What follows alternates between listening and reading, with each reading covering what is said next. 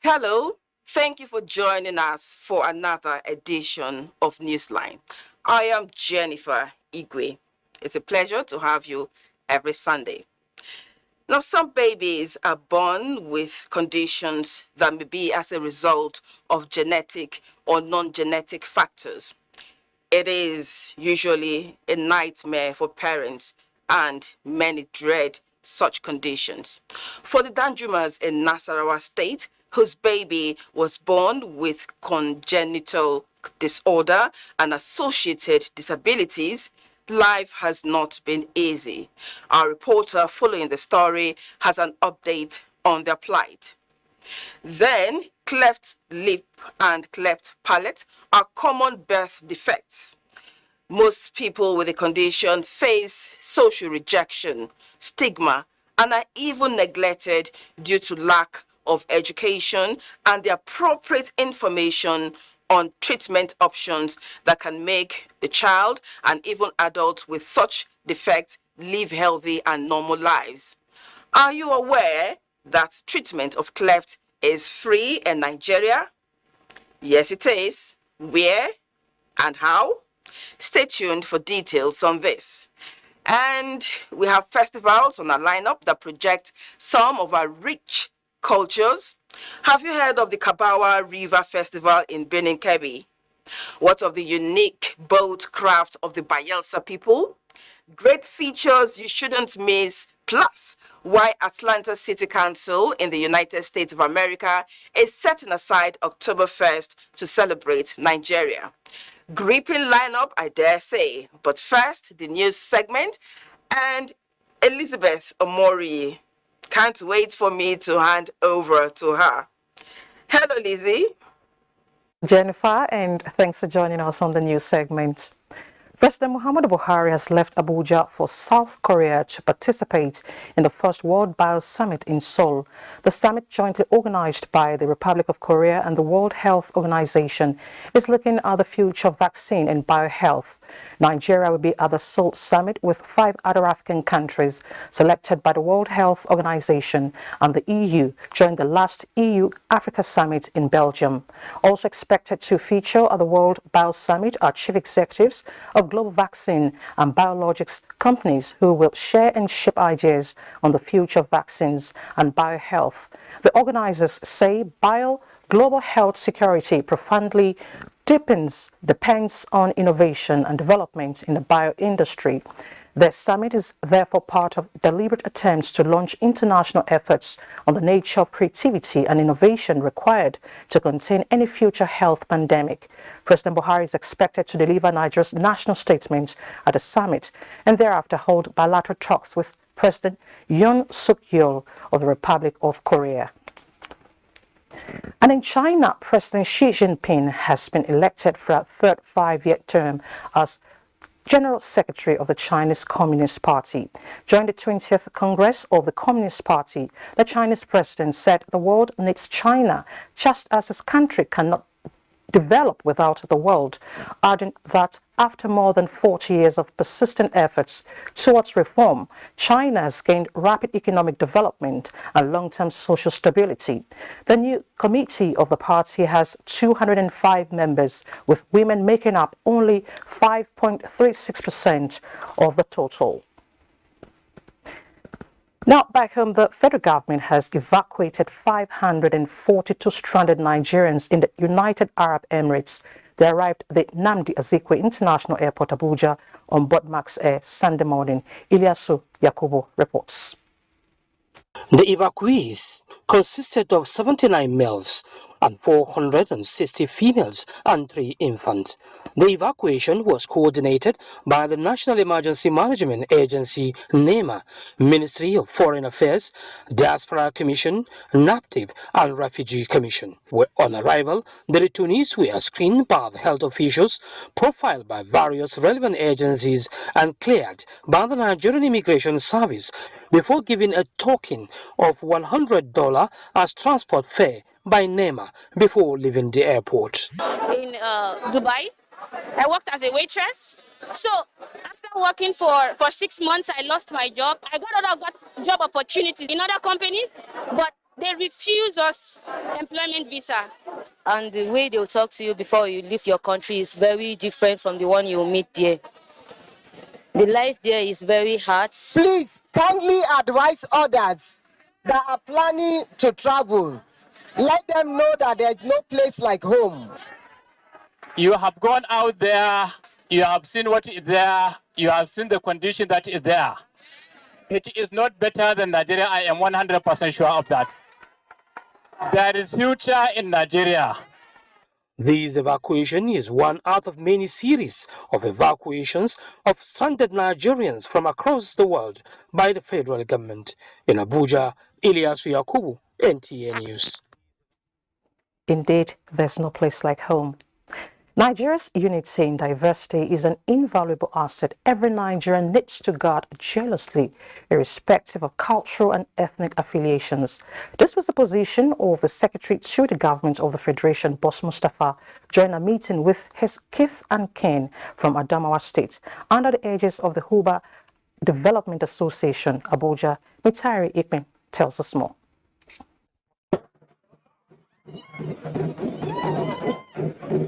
Cultural display by Hoba indigenes in Abuja, creating a feeling of home away from home.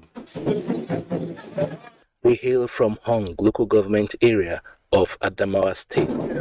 With a rich history and tradition, the mountainous community has produced many distinguished public servants and eminent Nigerians. One of them is the Secretary to the Government of the Federation, Boss Mustafa, who uses this forum to admonish his people and indeed Nigerians on the need to cherish education.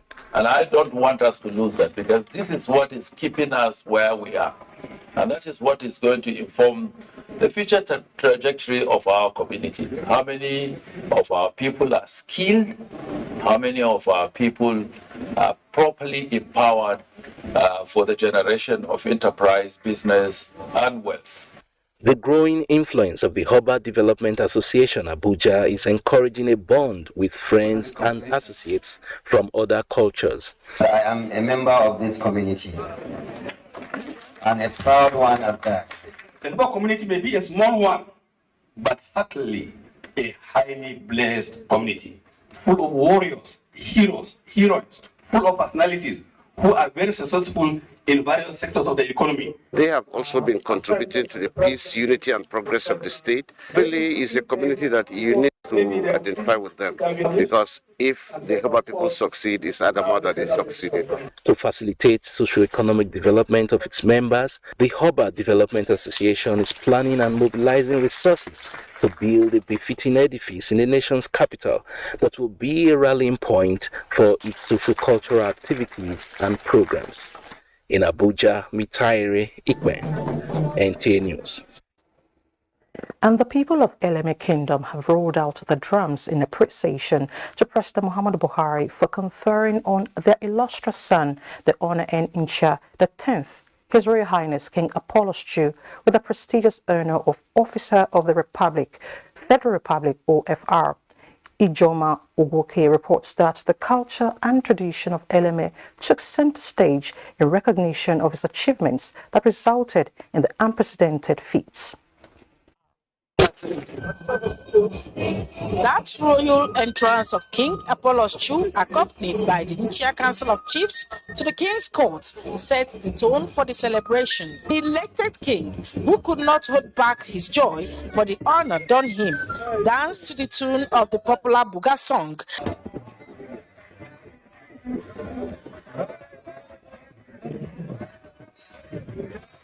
The Onechie X, having returned home with a prestigious award, was conferred with a traditional title which involves slaughtering of a native cow and sprinkling of the blood on his feet. This, according to Eleme tradition, signifies that His Royal Highness King Apollos Chu is an exceptional achiever and a great king who has brought honor to Eleme land. Eleme man and traditional ruler is being recognized among the 430-something members of the beneficiary of the award. So in our tradition, the sense of mark of honor to me, they celebrate to kill this native bull and spread the blood on my feet. That there this feet strong on the ground. May you continue waxing, getting space on limitation movement. This noble achievement, described by the people as the first of its kind in Eleme, gave rise to the grand reception to thank President Muhammadu Buhari for finding their king worthy of the honor of officer of the Federal Republic. He has pushed himself outside this region to other regions, uniting everybody. The President of the Federal Republic of Nigeria has done much. We appreciate it. King Apollos Chu thanked the Eleme Council of Chiefs, women, youths, friends and well-wishers who came out in their numbers to celebrate him and the kingdom for achieving this feat. King Apollos Chu received the prestigious award of Officer of the Federal Republic, OFR, alongside other notable Nigerians from President Muhammadu Buhari on October 11, 2022. From Eleme, Ijomu Gweke, NTA News. In other news, a PSP truck belonging to the Lagos State Waste Management Agency, which plunged into the lagoon along the 3rd Mainland Bridge, has been recovered. Adeni Taiwo reports that the recovery operation, which lasted about 2 hours, led to gridlock on the bridge.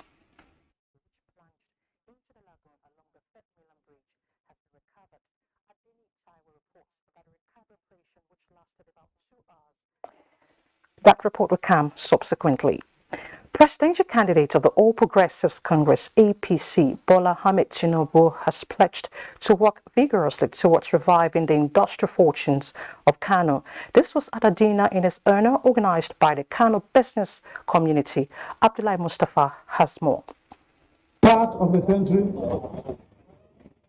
in our politics, Kano is a gateway. This is the first interactive session the APC presidential flag bearer is having with relevant stakeholders during his 3-day visit to Kano.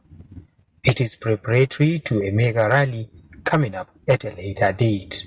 The dinner was used by the business community to present their concerns and demands. Mr. Tinubu assured that economic rejuvenation is key in his agenda and their recommendations will form part of his policy implementation strategies. Can you create 6 economic centers and leave Kano behind? No, it's not possible. It won't be successful. He also sympathized with Kantunkwari traders and other people affected by this year's flood disaster and announced a donation of 100 million naira. Governor Abdullah Umar Ganduje told the presidential candidate that Kano is an APC stronghold and the party would enjoy voters' mass support. In Kano, Abdullahi Mustafa, NTA News. Meanwhile, supporters of the All Progressives Congress presidential candidate Asiwaju Bola Ahmed Tinubu and governorship candidates in Delta State Ovi Omo Agege embarked on a 1 million man march in solidarity ahead of the 2023 general elections. Tessie Coker covered the exercise in Warri. It was a huge crowd of supporters at the oil city of Warri. They are here in their numbers to pledge their support for Tinubu and Omo Agege. Like a carnival of sorts, they occupy the major streets in the city. The participants say they are sending a strong message to those who believe the APC has no political structure to win elections in Delta State come 2023. They have said that there's no APC in Delta State, and you can see the mammoth crowd all over the place because they have seen the antecedent that come 2023 they will display their love for Nigerians by voting Tinubu, and they will display their love for Delta State. Music in its full blare, the group marched through major streets displaying placards with messages relating to the 2023 general elections. Their destination is the Petroleum Training Institute Center, where the organizers address the crowd. We are here on our own volition. Nobody convinces us. Once a candidate has been made, in fact, it is the responsibility of anybody to choose any style within the confines of the law to work for him. So this 1 million man march is voluntary activity. And this is just testing the microphone. It's not a borrow crowd. We did not borrow any crowd. We want a new government. We want a new Delta. We want to build from where the others have stopped. They are hoping to mobilize more people to come out and vote for APC as Asaba, Delta State Capital, is next to host the rally. Worry, Tessie, Focus, NTA News. And it's time to take our first break. The news continues shortly. Thanks for staying with the NTA. Labour Party presidential candidate Peter Obi has appealed to the federal government and the international community to intervene in the current flood situation that has affected some parts of the country. The presidential hopeful was on a sympathy visit to Bayelsa State to assess the level of devastation. Fred Owefie reports. The cries of Bayelsans have not gone unheard as the nation and indeed the international community are now well abreast with the situation of the flood which has taken the dimension of a disaster. Presidential candidate of the Labour Party Peter Obi, who was on a sympathy visit to the government and people of the state, encouraged and assured them that they are not alone in this trying time of their lives. It is important that we remember those who are not able to prepare. That's why for Nigeria, that's why I'm saying we cannot continue campaigning in a bust. Bayelsa State Governor Senator Doye Diri called for partnership with the federal government for a lasting solution to the perennial flooding challenge in his state. As I go around, Your Excellency, visiting my people, I can see the life that comes into them. I can see the inspiration that comes into them.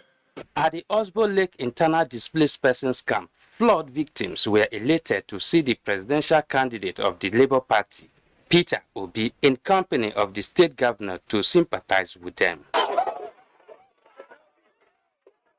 Fred Owefie, NTA News. 804 houses built in Ngwanam village in Marfa local government by the United Nations Development Programme through the Regional Stabilization Facilities in collaboration with Borno State Government have been inaugurated and officially presented to beneficiaries. The inauguration, performed by the Chief of Staff to the President, Professor Ibrahim Sulu Gambari, supported by Governor Babagana Umara Zulum, had in attendance representatives of UN agencies and donor partners. Mohammed Goni reports. 500 of the houses were built by the UNDP through the Regional Stabilization Facility with the support from donor partners such as German government, EU, Netherlands and Sweden, among others, while Borno State government built additional 304 to resettle about 8 settlements around Mapa. Each male beneficiary was presented with a bull and a cow, while every woman was given 2 she-goats and a he-goat as livelihood support, as well as 100,000 naira grant to each of them in addition to food items, mattresses, beddings and clothing materials. Mr. President has promised that by the end of this administration in May next year, peace will be fully restored. Government of Borno State is committed to ensuring that the remaining internally displaced persons camps that are living in the LGS will be closed, inshallah, in the next 1 or 2 years. As the co-chair of the steering committee of the Nigerian Wing of the Regional Organization Facility, it is planning to see the physical manifestation of how our discussion and strategic guidance in the body has translated into. There were goodwill messages from the head of EU delegation, German ambassador, UNDP country representative, deputy head of mission, Embassy of Sweden, first secretary, ECOWAS Lake Chad, Embassy of Netherlands, as well as Executive Secretary Lecture Basin Commission, all pledging continued support to the recovery and stabilization efforts of Borno and the Lecture region. Yobe State Governor, represented by his deputy, Berde Gubana, Inspector General of Police, represented by Borno State Police Commissioner Abdu Umar, as well as the Theatre Commander, Operation Hadinkai, Major General Christopher Musa, assured commitment to total peace and restoration of civil authorities in Maiduguri. Mohamed Goni, NTA News. Now let's take you back to Adeni Taiwo's report on the PSP truck that plunged into the lagoon in Lagos.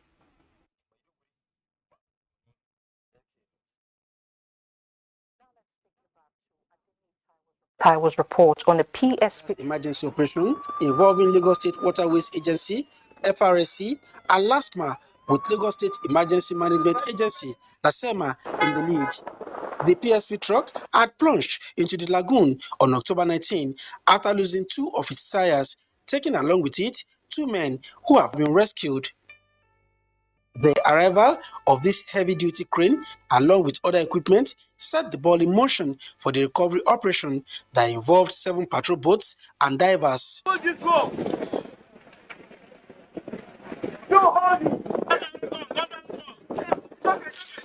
After about 2 hours, the deflated tires of the PSP truck touched the ground again. We will not compromise safety of life and properties in Lagos State. We will ensure that our waterways is safe. Although the operation, dubbed Operation Catch the Shark, was designed to be seamless with much publicized temporary closure of the Third Mainland Bridge, many, including the likes of this traveler from Gombe State, were caught stranded in the ensuing gridlock. Go and look at thousands of cars, that we have to trek like how many miles, almost from the beginning of the Third Mainland Bridge to this point. It's not everyone that is listening to radio station. It's not everyone that is, a lot of us are rushing to the airport. With the successful recovery of the truck, the state has demonstrated improved capacity in marine emergency operations. In Lagos, Adeni Taiwo, NTA News. The Chief Operating Officer of StarTimes, Tunde Aino, has been elected member of the International Academy of Television, Arts and Sciences. This is coming a year after he was selected as one of the jurors for this year's International Emmy Awards. Tunde Aino, a broadcaster and filmmaker with over 26 years of experience in the entertainment industry, has produced several films such as The Rise of Ibinogun and Underbelly. Underbelly garnered 11 nominations at the Toronto International Nollywood Film Festival, AMA and AFRIF. Others elected are John Momo, Femi Odugbemi, Moses Babatope, Tajuddin Adepetu, Dr. Chinyere Igwe, and Yinka Ogun. The Ebonyi State Police Command on Sunday says its operatives arrested commanders of the Indigenous People of Biafra, IPOB, and its security wing, the Eastern Security Network. Arms were also recovered. The suspects arrested are Namdi Onguta Obaji, State Commander No. 3, and a member of the outlawed group, Felix Ogudu. And next, some sporting stories.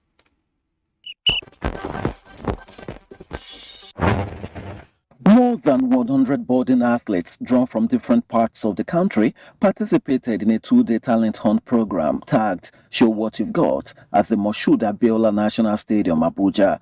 The program, which is aimed at discovering and nurturing sports talents, featured 8 sports. Try and invest in athletics or in sports, and you see the best you can see. We are lacking sport activities, and that is what normally keeps us busy.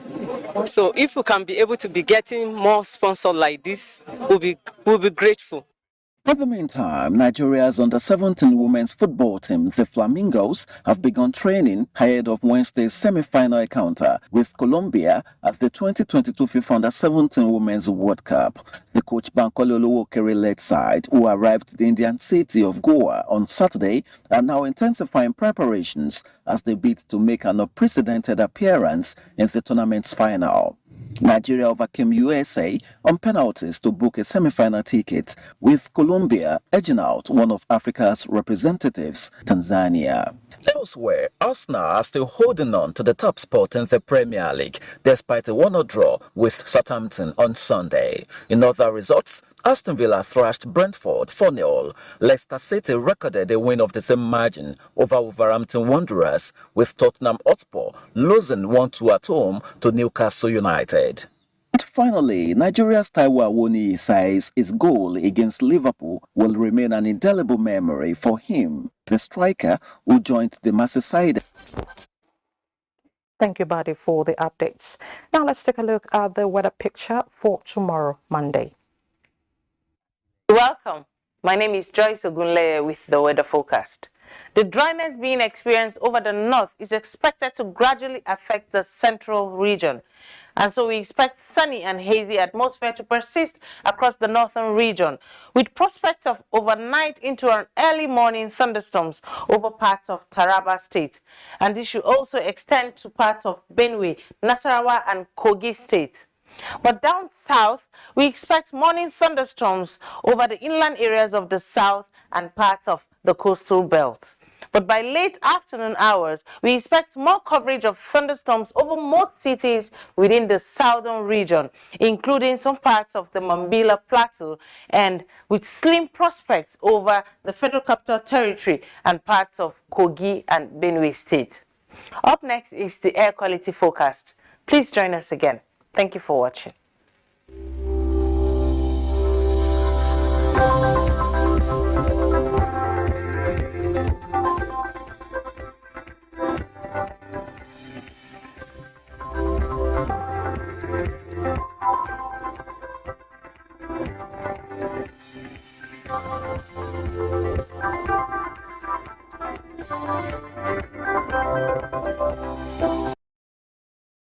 And that ends the news segment. Let's now go back to Jennifer in Lagos, who is standing by with some reports. Jennifer, are you ready?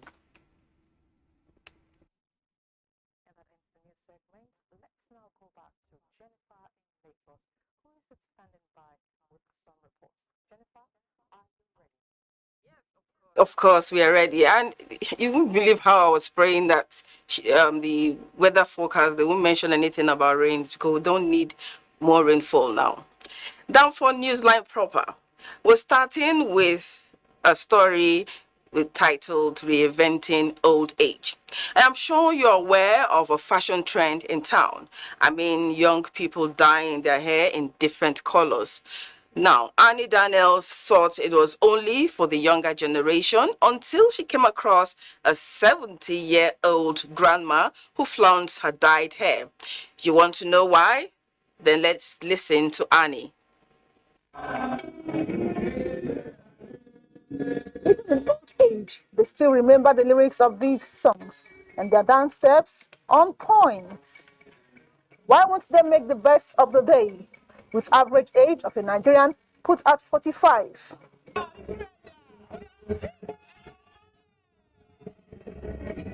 been dancing for a long time. It's just a continuation. I'm being myself. The youngest person here is 60 years old, with some still looking strong and few others weak. I watched in admiration as these old ones danced non-stop, what some of us can't do, for perhaps because of life's challenges, especially after retirement. My eyes caught this. Mama, did you see her hair? If I see it on those girls' head, even I call them, where did you get it? So I like it because it made me younger. Who says age isn't just a number, so that even after retirement, you can still be productive.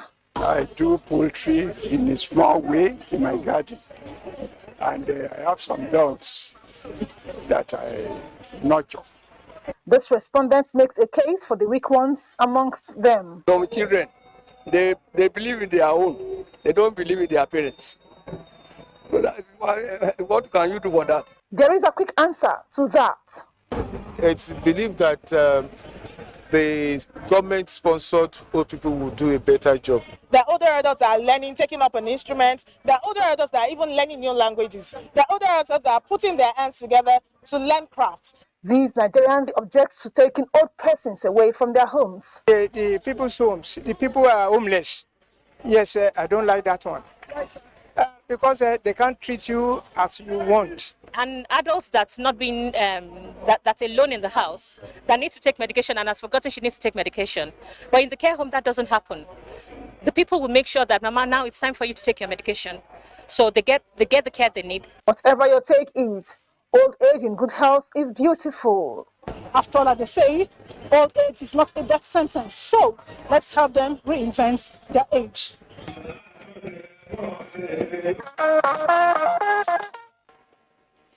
If dyeing their hair makes them feel good, why not? Why not?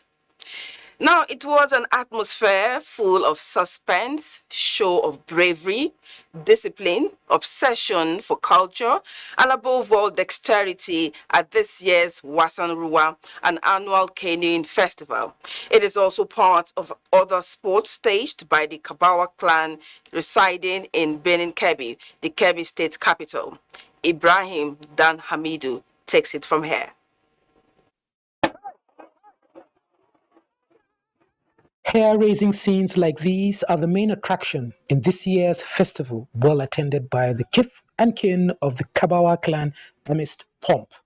The star event, canoe racing by the competitors, considered energy-sapping activity in every sense of the expression, entails canoeing for a distance of 5 kilometers stretch on the Bubuel River, a tributary of the main river that connects Zamfara, Sokoto, Kebbi, and Niger states. Then came another spectacle called Iwontulu by the locals, where the contestants who are masters in the art of swimming does so for a stretch of approximately 100 meters with a pot on their heads. Any contestant whose pot falls off his head is eliminated. Then came Lalebe, a game where contestants plunge into the river, searching for a fish with their bare hands.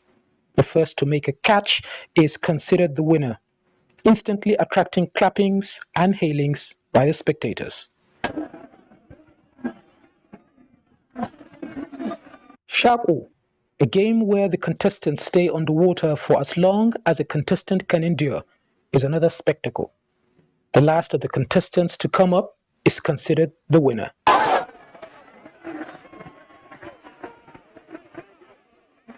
In a day like this, Kabawa, comprising the young and the old, are seen trooping to the venue to catch a glimpse of the once-in-a-year event.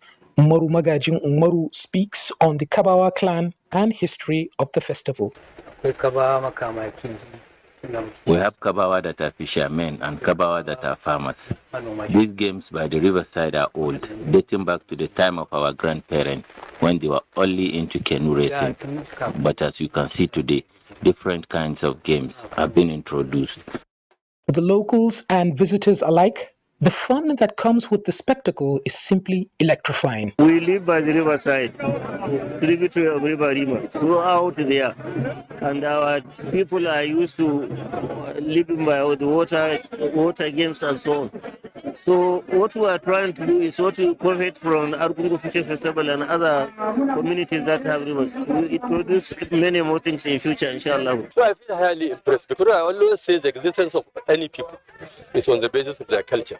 And any attempt to change or to replace it is bound to fail. You want to know people, then you just go to their cultural etiquette. If we cannot preserve this culture, our kids and great-grandkids may not even know where we came from. Just watch and see the next games. I assure you will be involved and participate. We really had fun and are happy with this. Winners in different categories of the contest were appreciated.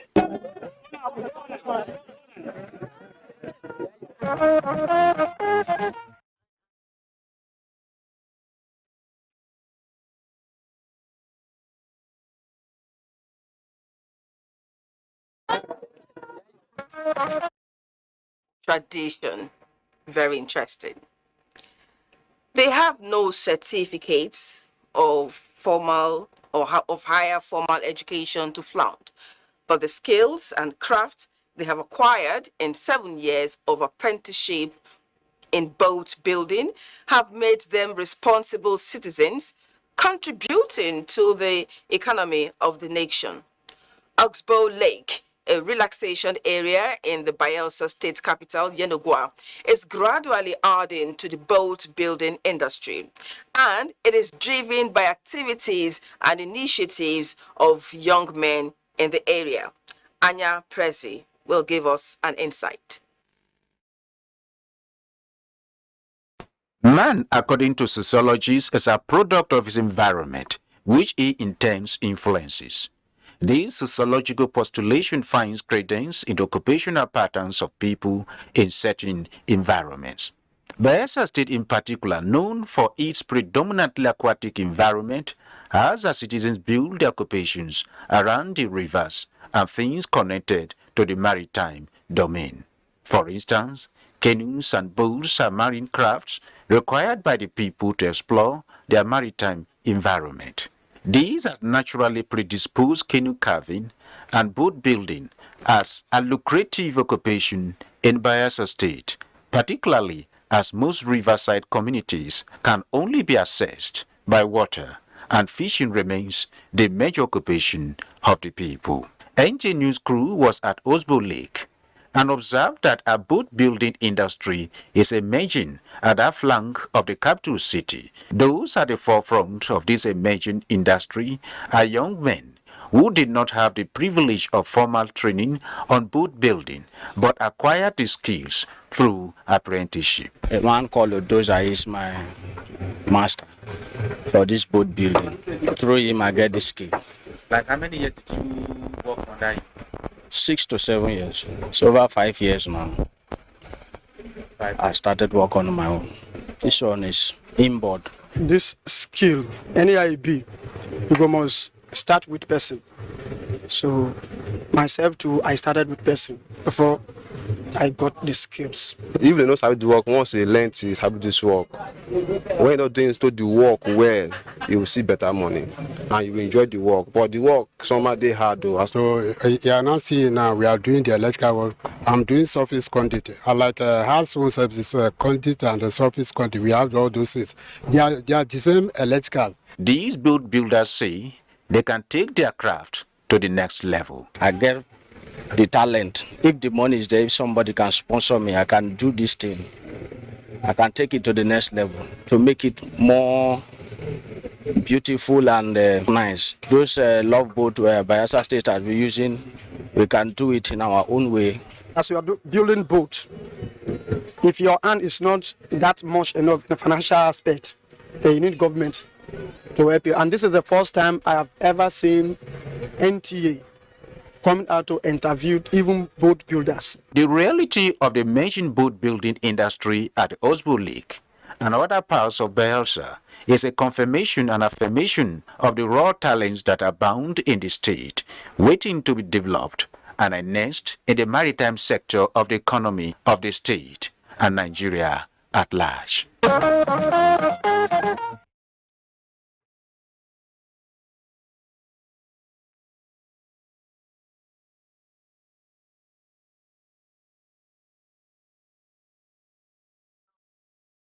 Great skills, art and crafts, including making of boats, age-long tradition for people in Bayelsa State, and it's time to explore opportunities in that area. Every expectant family looks forward to welcoming a healthy baby. However, for Mr. and Mrs. Amos Danjuma, their baby, Deborah, came with congenital disorder, which resulted in multiple disabilities. Blessing Dan Fulani was at the Masaka Karu local government area of Nasarawa State to investigate the plight of the parents and baby Deborah.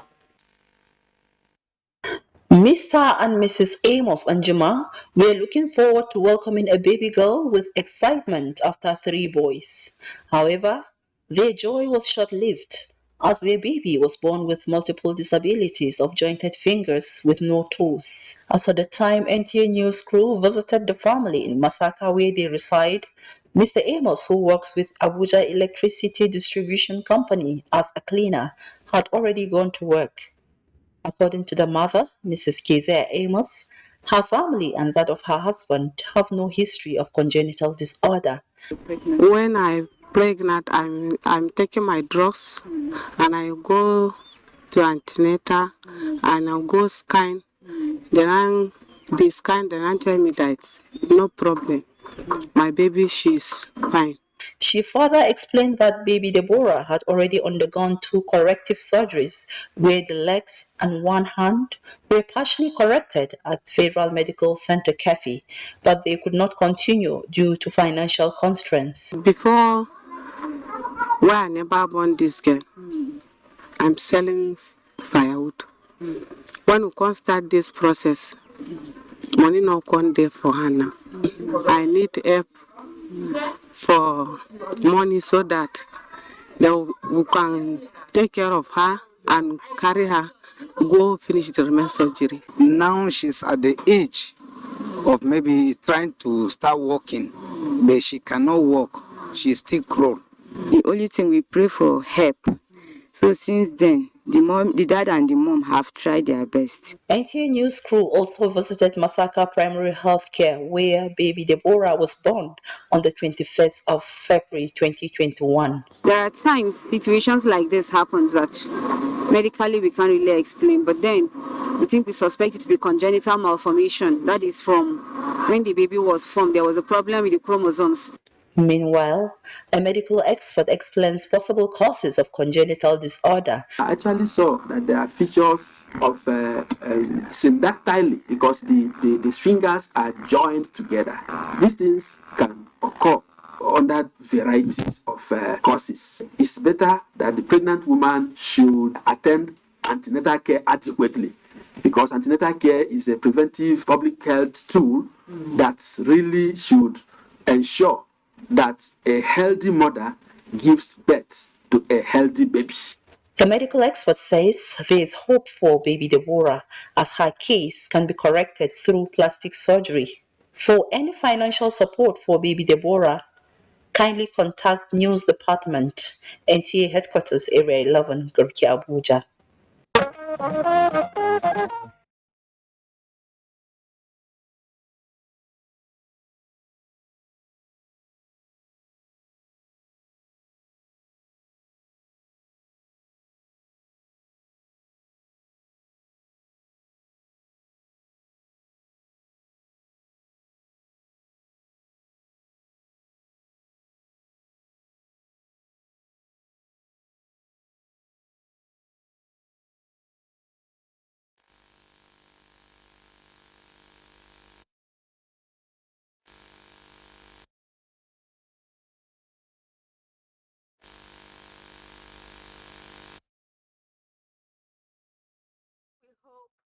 Deborah gets needed treatment and care so she can lead a normal life.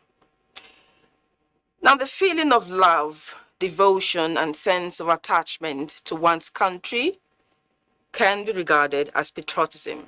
This attachment can be a combination of feelings, language relating to one's own homeland, including ethnic, cultural, political, or historical aspects. Now, Momso Damian Dati set out to know how patriotic Nigerians are to their fatherland and in what aspects.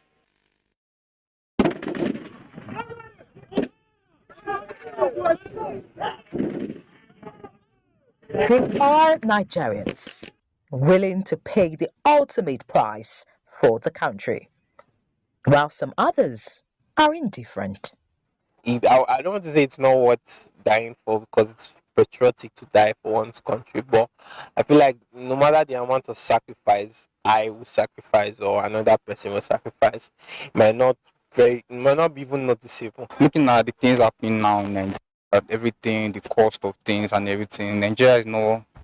Loyalty and devotion to one's country in simple acts like paying taxes, voting and be voted for, respect for national symbols and currency, as well as allegiance and reciting the national anthem are crucial to its success. Arise, compatriots, Nigeria's call obey to serve our father's land, the nation of ours.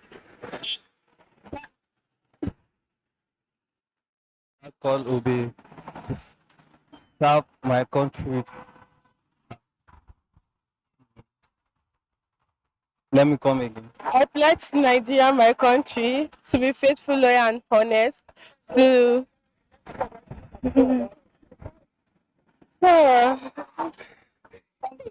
Professor Andrew Haruna, former Vice Chancellor, Federal University, Gashua, Yobe State, says there is need for value reorientation. Is the love for one's country, devotion and sincerity to really make the country great. But if the things that happen inside the entity, the political entity in which you are born or raised, is counterproductive, is negative to your own capacity to develop as a human being, then automatically you will react negatively. So it is the way most Nigerians have been socialized. They have been made to think that they don't belong. They have been made to think that they are subhuman beings. To give you an example, my parents are very poor. They never had money to train me. Now with the taxpayers' money, I was made to understand that this money came from all Nigerians, from resources from all over the country. At the end of my first degree, I was trained abroad, lecturing in Europe. Now suddenly I left my job in Europe to come home because I was trained with the taxpayers' money. Well, unfortunately, I returned to Nigeria at the time when there was a strike like this during Babangida regime. And I was sacked. I was dismissed. Now, I had already been empowered with a degree. So what happens? Again, I was employed outside the country. I was patriotic by returning home. So for a single Nigerian to be patriotic, the country must be all-inclusive. The country must be run on fairness, justice, equity, provide welfare and security.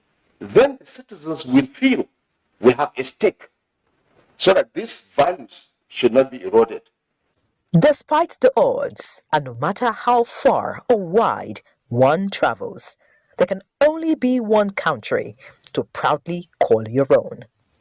And as the saying goes, east, west, north, or south, home is better. Think about it.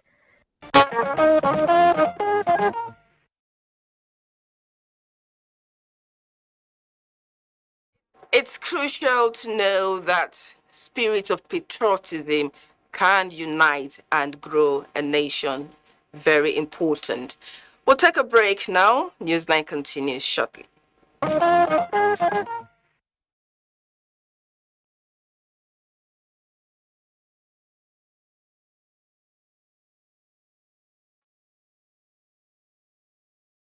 Welcome back. We'll start this segment with wedding bells. Intertribal marriage among ethnic groups in Nigeria is part of the beauty of the nation's cultural mix, which many believe promotes understanding, unity, and progress in the country. This is a testimony of dignitaries that attended the wedding fatia of Hassan Ibrahim Sani, a Yoruba from Ilorin, and Hawa Musa Idris of the Hausa tribe in Kano. Our Salisu reports. The Masjidul Farooq Jumaat Mosque in Kano was filled to the brim with hundreds of well-wishers who came not only to pray the usual Jumaat prayer but also witness the memorable wedding of Hassan Ibrahim Sani, whom many regard as a son, brother and business associate. The wedding rite was presided over by the chief imam of the mosque, Dr. Abdul Qadir Ismail, after payment of 50,000 naira dowry to the representative of the bride. Friends and well-wishers took their time to exchange pleasantries and pray for a successful marital life. To my good friend Al Hassan Ibrahim Sani is to fear Allah. because marriage is not a child play and it's not a joke. In fact, so very happy. In fact, it is the happiness that brought me all the way from Zaria to Kano here just to rejoice with him. We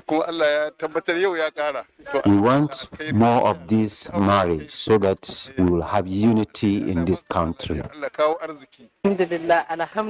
I pray to Allah to bless the marriage, to hold themselves according to Islamic religion, and to fear Allah. For the bride Hawa Musa Idris and the groom Hassan Ibrahim, it is a dream come true, as the marriage they believe will further cement the relationship they established over the years. A desire achieved is joyful to the heart. I'm so happy today. I feel fulfilled. I thank Almighty Allah for bringing this dream to limelight. I thank everyone who contributed to the success of this event. The groom, who was overwhelmed by the joy of marriage union, noted that Kano is his second home, where he has settled and grown up, pointing out that the present emir of Kano also has an ancestral relation with Ilori Emirate. Having gone back home, I always dream that there is something I left in Kano that I have not taken to Ilorin. So I wouldn't know. Also, it's my second wife. Imagine 17 years when I have been in Ilorin and I have been searching to have a second wife. Until today, until the recent time, Allah now showed me that you forgot something in Kano. He's living in Ilorin, and he used to come here to visit me. I used to go to Ilorin and visit him. I pray that let this be an example for those who want to follow his footsteps. Prayers were also offered for a blissful marriage life and for peace, unity of the country.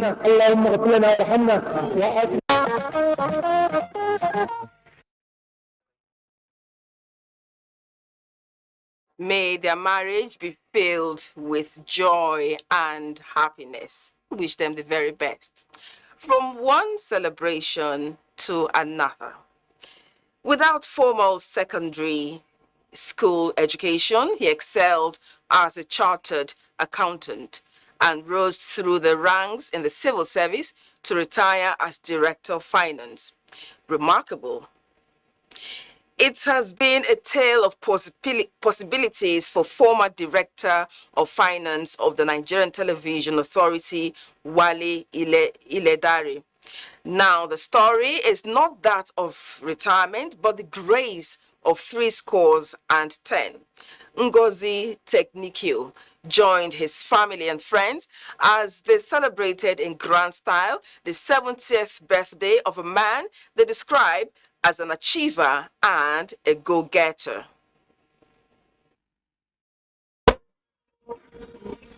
The celebration started with a Thanksgiving service at Brisbane Christian Center with songs to appreciate God for the journey so far.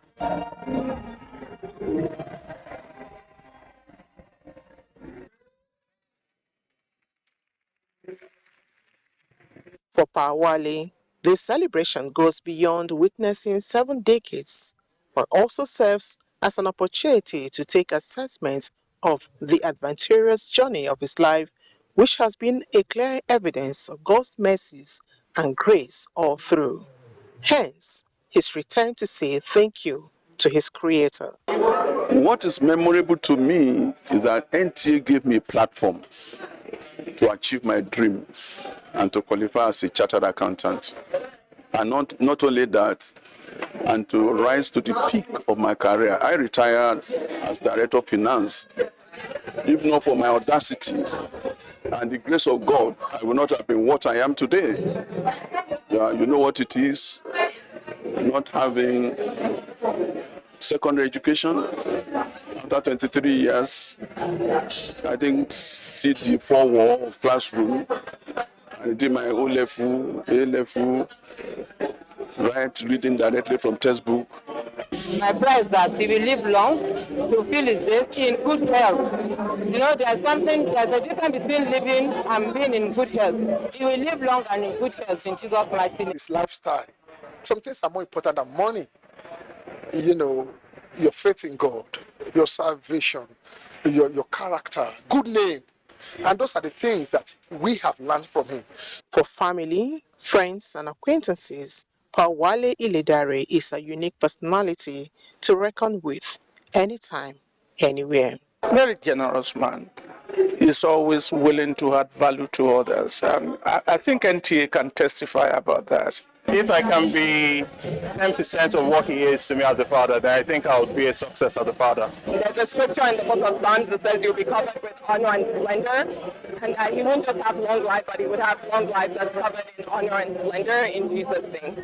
A lot of people go through life and don't make it that far, and we're just grateful and thankful for everyone that's shown up to celebrate this special day. And then to the reception venue, where entry of the celebrant got all guests on their feet. Grand, you may call it.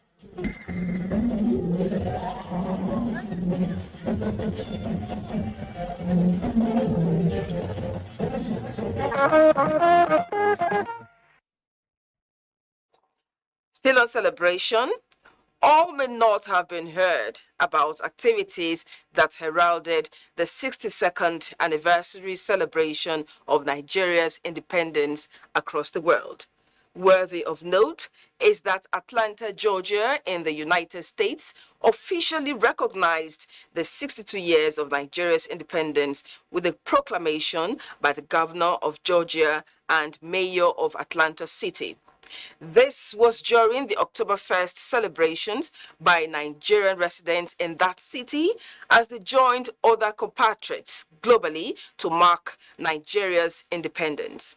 Justin Ben Unyi reports.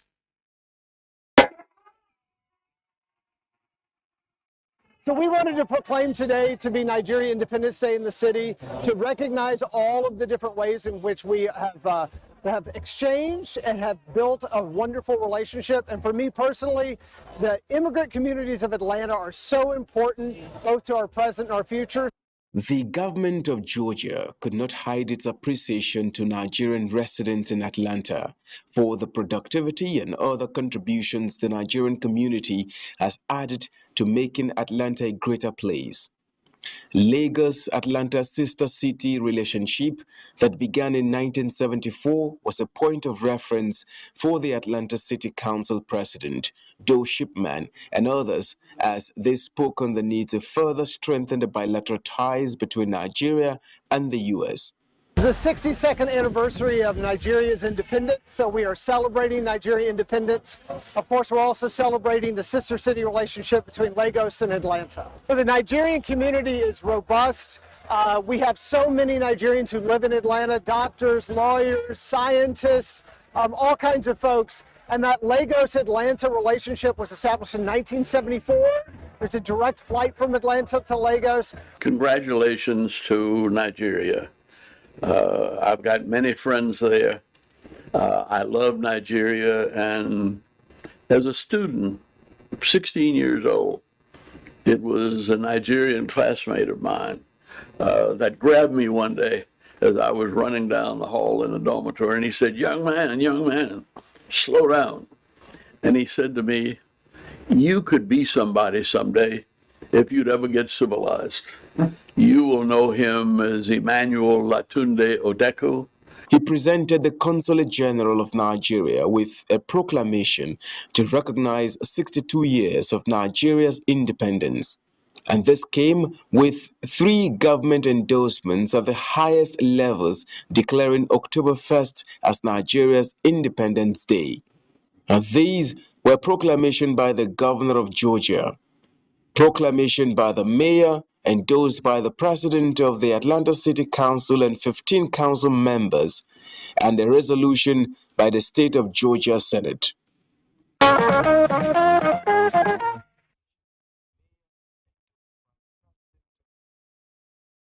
Nigerians making impacts all over the world. We are a great nation. Now to a national monument. Sporting activities are critical components of national development, diplomacy, international partnership, and personal fulfillment. Gifts George takes a look at the National Stadium Surulere, Lagos, its impact, and efforts to give it a new life. Stadium, located at Surulere in Lagos mainland axis of the state, is one of the national monuments which reminds Nigerians, especially those born in the millennium years from year 2000, that the country has history of political, economic and social development with particular reference to sports. This edifice, designed by a Nigerian architect, was first sited in 1961, but renovated and formally inaugurated for use in 1972 to host some of the events of the 1973 All-African Games held in Lagos. Over the years, the National Stadium Surulere Lagos has hosted international, continental and international sporting events, including the Nations Cup. But what has become of this facility today? It has been sad to see down the years that it has been in such a bad shape.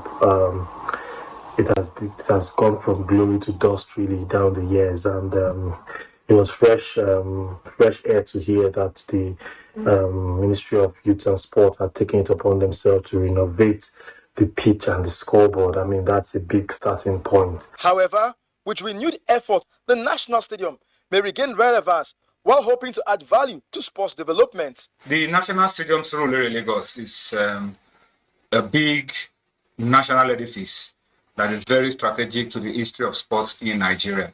And so the kind of arrangement that saw to the rehabilitation of the Moshood Abiola National Stadium in Abuja is the same kind of arrangement that is in place for the National Stadium Surulere Lagos. The pitch is back.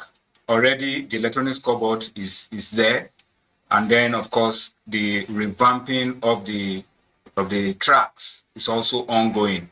While that is going on, there is also a plan to source for the funds to fix the terrace. Hundreds of Nigerian youths have developed their God-given talent using facilities at the stadium and have made positive impacts in international sporting arena.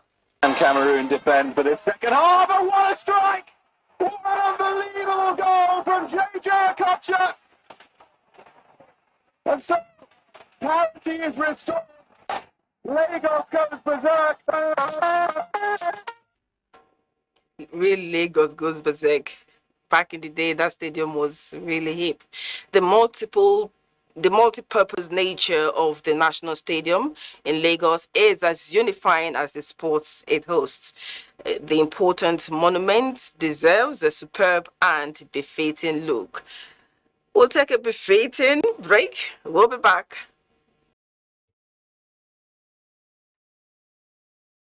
Welcome back. We'll start the segment with health. Have you ever come in contact with someone living with cleft lip and palate?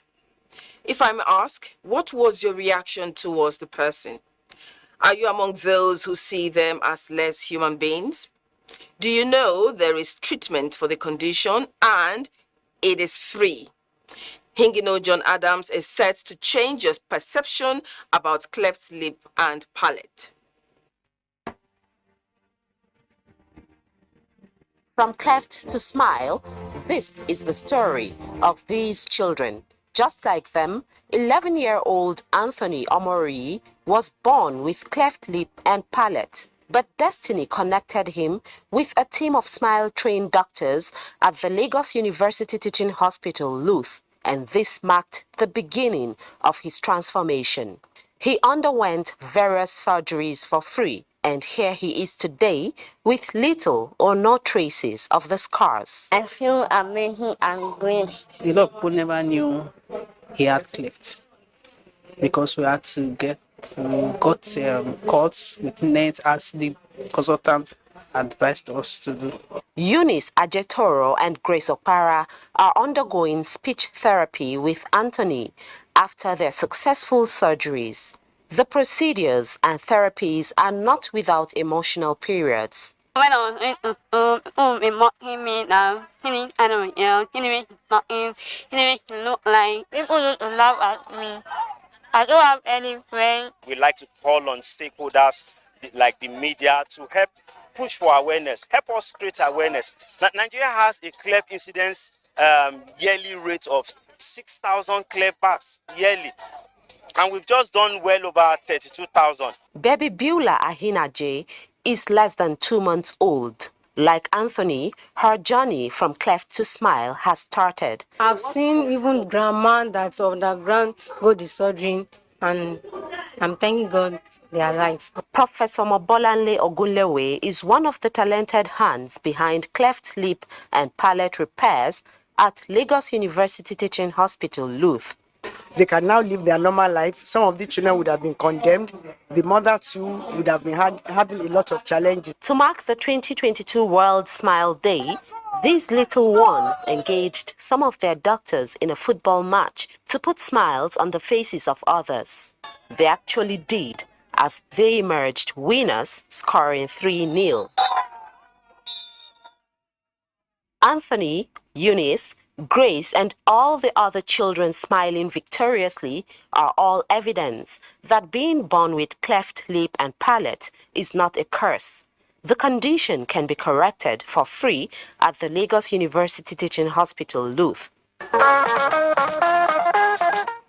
So no need for stigma, rejection, and condemnation.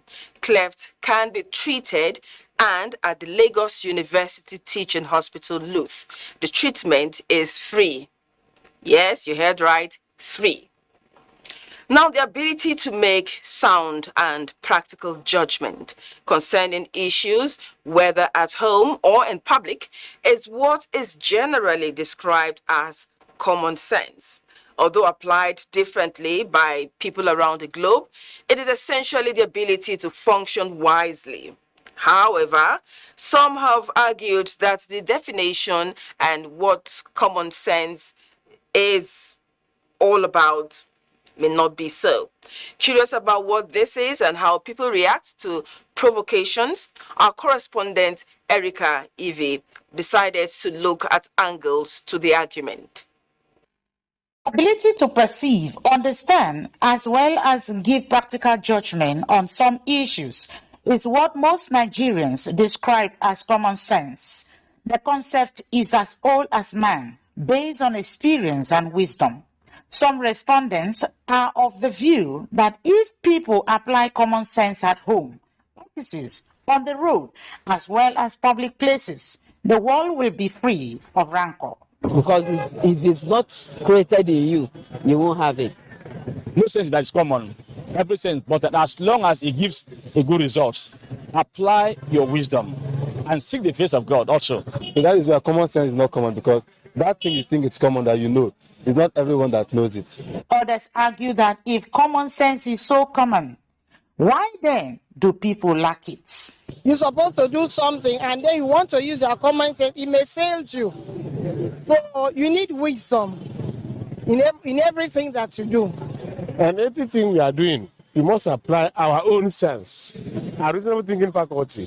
Without reasonable thinking faculty, you cannot do anything. When somebody is angry, maybe ask you to do something, and they don't ask you, why can't you apply your sense? Observers say if logical reasoning apply in situation in the society, the world will be a peaceful place for all. I should do this thing will be right. That's common sense. We have to use our common sense and do something. Respondents, however, advise people to apply normative and average wisdom, which is common sense, to control one's emotion in life.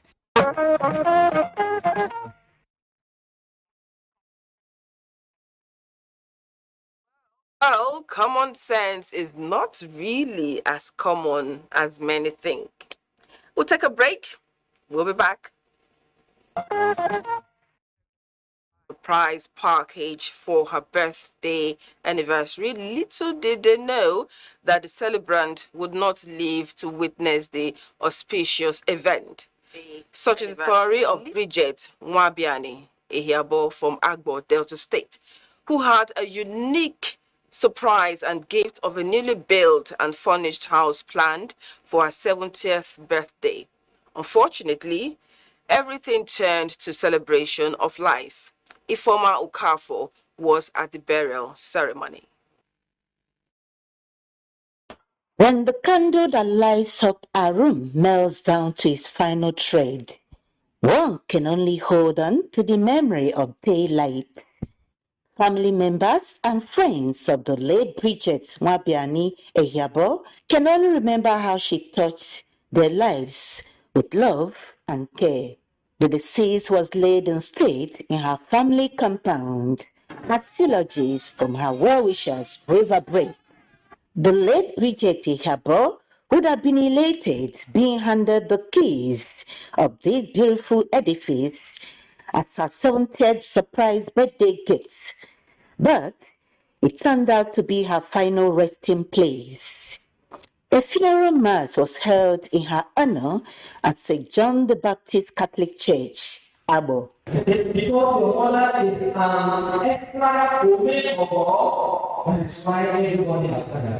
She was a woman of substance, a woman who loves doing good to people.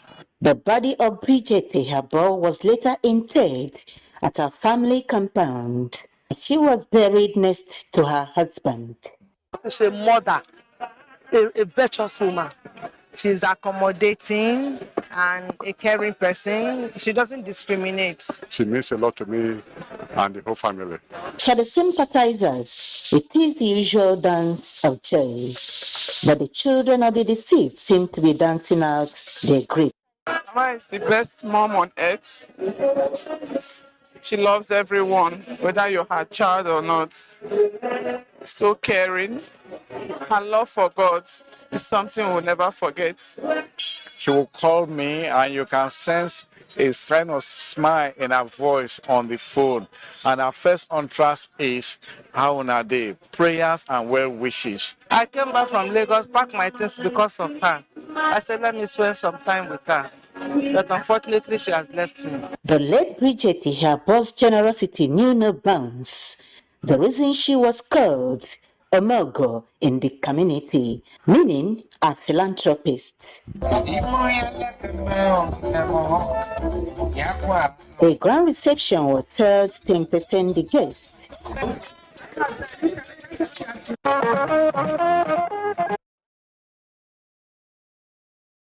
May her dear soul rest in peace. Amen.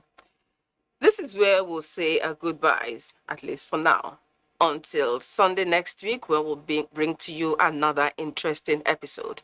And don't forget that the fastest and easiest way to becoming a star is to connect with the NTA to stand against rape and rapists. Good night and God bless Nigeria.